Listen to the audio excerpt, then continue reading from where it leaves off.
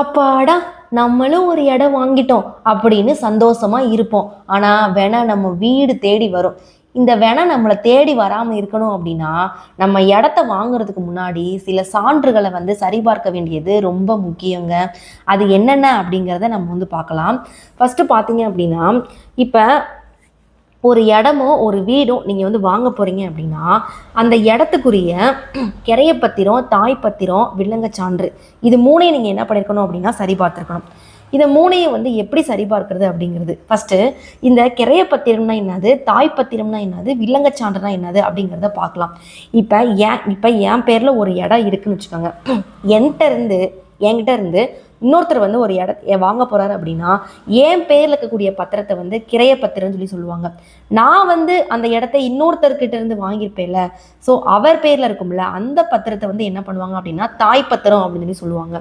எப்பயுமே ஒருத்தர்கிட்ட இருந்து இடம் வாங்கும்போது இந்த கிரைய பத்திரமோ இந்த தாய் பத்திரத்தில் இருக்கக்கூடிய பேரு, அதாவது சர்வே நம்பரு, அந்த மனையோட அளவு, இதெல்லாம் கரெக்டாக இருக்கா அப்படிங்கிறத நம்ம என்ன பண்ணிக்கணும் அப்படின்னா ஃபர்ஸ்ட் செக் பண்ணிக்கணும். ஓகேவா? அடுத்து வேறு என்ன அப்படின்னா, இது நம்ம செக் பண்ணிட்டீங்களா? செக் பண்ணதுக்கப்புறம் அடுத்து என்ன பார்த்தீங்க அப்படின்னா வில்லங்க சான்று. வில்லங்க சான்றுனா என்னது? இப்போ முக்கிய ஆவணங்கள், வில்லங்க சான்றுங்கிறது ஒரு முக்கிய ஆவணங்கள்ல ஒன்று தாங்க.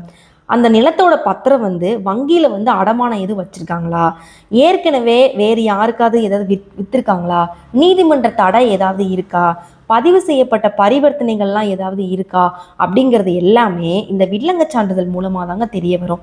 பொதுவாக குறைஞ்சது 15 வருஷத்துலேருந்து 30 வருஷம் வரைக்கும் இந்த வில்லங்க சான்றிதழை எடுத்து பார்க்க வேண்டியது ரொம்ப முக்கியங்க. இப்போ கிரைய பத்திரம், தாய் பத்திரம், வில்லங்க சான்று, இது மூணையும் நம்ம செக் பண்ணியாச்சு. அடுத்து என்ன செக் பண்ணணும் பார்த்தீங்கன்னா பட்டா, சிட்டா, அடங்கல் மற்றும் நிலவரி, இந்த நாளையும் நம்ம செக் பண்ணுங்க. பட்டான்னு நீங்கள் பார்த்தீங்க அப்படின்னா குறைஞ்சது 30 வருஷத்துக்கு அந்த மனையோட வரலாற்றை நம்ம பார்க்கணும். பெயரும் சர்வே நம்பரும் கரெக்டாக இருக்கா, தொடர்ச்சியான உரிமை மாற்றம் கரெக்டாக இருக்கா, உரிமையாளர் இறந்துருந்தாங்க அப்படின்னா அவங்க வாரிசு உரிமைப்படி சொத்தை எல்லாம் கரெக்டாக பிரித்து கொடுத்துருக்காங்களா அப்படிங்கிறத ஃபஸ்ட்டு சரி பார்க்கணுங்க. ஆக்சுவலாக இந்த பட்டாங்கிறது என்னது அப்படின்னா கவர்மெண்ட் ரெக்கார்டில் அந்த நிலம் யாருடையது அப்படிங்கிறது தான் அந்த உறுதிப்படுத்தக்கூடிய ஆவணம் தான் இந்த பட்டா அப்படின்னு சொல்கிறாங்க. அது விற்பவர பெயரில் தாங்க இருக்கணும். விற்பவரில் பெயரில் இருக்கா, சர்வே எண்ணெலாம் பொருந்துதா, நில அளவுலாம் சரியாக இருக்கா, அது கூட்டுப்பட்டாவாக இருக்கா இல்லை தனிப்பட்டாவாக இருக்கா அப்படிங்கிறதையும் நம்ம பார்க்கணுங்க. கூட்டுப்பட்டாவாக இருந்துச்சு அப்படின்னா எதிர்காலத்தில் உரிமை பிரச்சனைகள் வர்றதுக்கு நிறைய வாய்ப்புகள் இருக்குது. நெக்ஸ்ட் என்னது அப்படின்னா சிட்டா, அடங்கல் அப்படின்னா என்னது அப்படின்னு பார்க்கலாம். சிட்டா, அடங்கல் ஆவணங்கள்லாம் என்னது அப்படின்னா நிலத்தோட தன்மையை குறிக்குங்க. உதாரணமா இது நன்சை நிலமா, இது புன்சை நிலமா, அல்லது இது வீடு கட்டுறதுக்கு ஏற்ற நிலமா அப்படிங்கிறத தகுதியை நிர்ணயம் பண்ணுறது இந்த சிட்டா தாங்க. இப்போ முக்கியமாக ஏ ரிஜிஸ்டர், அதாவது பதிவேடு அப்படின்னு சொல்லுவாங்க. அது கிராம நிர்வாக அலுவலர் விஏஓ வருவாய்த்துறையினரால் பராமரிக்கக்கூடிய ஒரு மிக முக்கியமான அதிகாரப்பூர்வமான நில வருவாய் ஆவணம்னு சொல்லுவாங்க. இது குறிப்பிட்ட நிலத்தோட தன்மை, அதோட அளவு, அதோட வகைப்பாடு, அதோட எல்லைகள் பற்றிய முழுமையான அடிப்படை தகவல்கள் என்ன பண்ணியிருக்கு அப்படின்னா உள்ளடக்கி இருக்குன்னு சொல்லியிருக்காங்க. விவசாய நிலத்தில் நம்ம நேரடியாக என்ன பண்ண முடியாது அப்படின்னா வீடு கட்ட அனுமதி கிடைக்காது. அதனால நம்ம நில வகையை சரிபார்க்கிறது ரொம்ப முக்கியம். ஏன்னா நம்ம வீடு கட்டணும்னு சொல்லிட்டு ஒரு நிலத்தை நம்ம வாங்கியிருப்போம், கடைசியில் அதை இது விவசாய நிலம், அதில் நீ வீடே கட்ட முடியாது, உங்களுக்கு அப்ரூவல் கிடையாதுன்னு சொல்லிட்டு நம்ம என்ன பண்ணுறது? ஸோ அதெல்லாம் நம்ம என்ன பண்ணோம் அப்படின்னா செக் பண்ணி தாங்க ஒரு இடத்த நம்ம வாங்கணும்.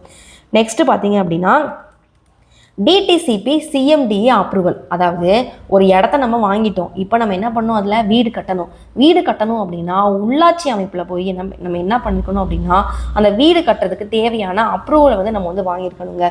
அதை அதுக்கு பேர் தான் டிடிசிபி மற்றும் சிஎம்டிஏ அப்ரூவல் அப்படின்னு சொல்கிறாங்க. இப்போ டிடிசிபிங்கிறது தமிழ்நாட்டில் நகர மற்றும் ஊரக திட்ட அனுமதின்னு சொல்கிறாங்க. சிஎம்டிஏங்கிறது சென்னை பெருநகர வளர்ச்சி அங்கீகாரம். அதாவது சென்னைக்கு உட்பட்ட பெருநகர எல்லைக்கு உட்பட்ட மனைகளுக்கு அப்ரூவல் கொடுக்கணும்னா அதை சிஎம்டிஏ அப்ரூவல்னு சொல்கிறாங்க. அதுவே சென்னையை தாண்டி மற்ற நகரங்களுக்கு இருக்கக்கூடிய அப்ரூவல் கொடுக்கணும் அப்படின்னா அதை டிடிசிபி அப்ரூவல் அப்படின்னு சொல்கிறாங்க. அங்கீகார எண், அங்கீகார வரைபடத்தை நம்ம என்ன பண்ணிக்கணும் அப்படின்னா கண்டிப்பாக சரி பார்த்துருக்கணும். அடுத்து நிலவரி. வரி ரசீது வந்து கரெக்டாக, அதாவது நிலவரி வீட்டு அதாவது வரி நிலவரி கட்டியிருக்காங்களா, அந்த வரி ரசீது வந்து ரொம்ப முக்கியங்க. நிலவரி வந்து கரெக்டாக செலுத்தியிருக்காங்களா, வரி வந்து பாக்கி இருந்தாலும் நம்ம திருப்பி நம்ம வாங்குறவங்களுக்கு தான் அது என்னது பிரச்சனை, நம்ம போய் நம்ம காசை போட்டு வரி செலுத்த வேண்டியதாக இருக்கும். அதனால அந்த நில வரியையும் நம்ம என்ன பண்ணிருக்கணும் அப்படின்னா சரி பார்த்துருக்கணும். பதிவு ஆவணம், மனை வாங்கும்போது பதிவு செய்யப்பட்ட விற்பனை ஆவணம் வந்து ரொம்ப முக்கியங்க. விற்பவரோட பெயர் வந்து கரெக்டாக இருக்கா, புகைப்படம், அவங்களோட சைனு இதெல்லாம் பொருந்துதா, 4 எல்லை விவரங்கள்லாம் சரியாக இருக்கா, நில அளவு எல்லாம் சரியாக இருக்கா அப்படிங்கிறத நம்ம என்ன பண்ணணும் அப்படின்னா கவனித்து தான் ஒரு நிலத்தை வந்து என்ன பண்ணணும் அப்படின்னா வாங்கணும். ஸோ நம்ம கஷ்டப்பட்டு நம்ம காசுலாம் சேர்த்து வச்சு நம்ம என்ன பண்ண போகிறோம் அப்படின்னா நிலம் வாங்க போகிறோம். அதை வாங்குறதுக்கு முன்னாடி நம்ம இந்த மாதிரியான ஆவணங்கள் எல்லாத்தையும் நம்ம செக் பண்ணுறது வந்து ரொம்ப முக்கியம். இப்போ பார்த்தீங்க அப்படின்னா நான் இன்னொரு தான் சொல்கிறேன், ஒரு நிலம் வாங்குறதுக்கு முன்னாடி என்னென்ன செக் பண்ணணும் அப்படின்னா தாய் பத்திரத்தை செக் பண்ணுங்கள், பட்டா சிட்டா அடங்கலை செக் பண்ணுங்கள், வில்லங்க சான்றை வந்து செக் பண்ணுங்கள், நிலவரி ரசீதை வந்து செக் பண்ணுங்கள், அங்கீகார வரைபடத்தை வந்து செக் பண்ணுங்கள், கிரைய பத்திரத்தை வந்து என்ன பண்ணுங்க அப்படின்னா செக் பண்ணுங்க. அடுத்து என்னது அப்படின்னா நிலத்தில் வந்து வழக்கு இல்லைன்னா கடன் ஏதாவது இருக்கா அப்படிங்கிறத நம்ம என்ன பண்ணணும் அப்படின்னா பார்க்கணும். இது வந்து நீதிமன்ற வழக்கு உள்ளதா, வங்கியில் அடமானமாக இது எதுவும் வச்சுருக்காங்களா இந்த நிலத்தோட பத்திரத்தை, குடும்ப உரிமை பிரச்சனை ஏதாவது இருக்கா, பவர் ஆஃப் அட்டானி மூலம் விற்கப்படுகிறதா, அரசு கையகப்படுத்தும் திட்டத்தில் எதுவும் இருக்கா போன்ற விஷயங்களை நம்ம என்ன பண்ணோம் அப்படின்னா கண்டிப்பாக தெரிஞ்சுக்கணும். இதுக்கு நம்ம மேலோட்டமாக நம்ம ஒரு இதை பார்த்தோம் அப்படின்னா நமக்கு எல்லாமே கரெக்டாக இருக்கிற மாதிரி தான் தெரியும். முக்கியமாக ஒரு லீகல் ஒப்பீனியனுக்கு ஒரு ஒரு வழக்கறிஞர்கிட்ட வந்து நம்ம வந்து என்ன பண்ணுறது அப்படின்னா ஒரு கருத்து கணிப்பு கேட்டுக்கிறது நம்ம வந்து என்ன பண்ணுறது அப்படின்னா நல்லதுன்னு சொல்கிறோம்.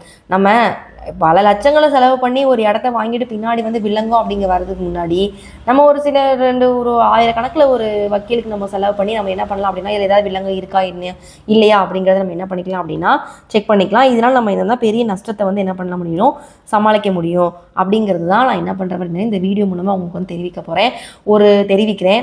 ஒரு நிலம் வாங்குகிறோம் அப்படின்னா அதுக்கு முக்கியமாக தேவையான ஆவணங்களை வந்து ஃபஸ்ட்டு என்ன பண்ணிக்கோங்க அப்படின்னா சரி பார்த்துட்டு என்ன பண்ணுங்க அப்படின்னா ஒரு நிலத்தையோ ஒரு வீடையோ என்ன பண்ணுங்க அப்படின்னா நீங்கள் வாங்குங்க. அதுதான் என்னோட தனிப்பட்ட கருத்து. ஓகே மக்களே, தேங்க்யூ.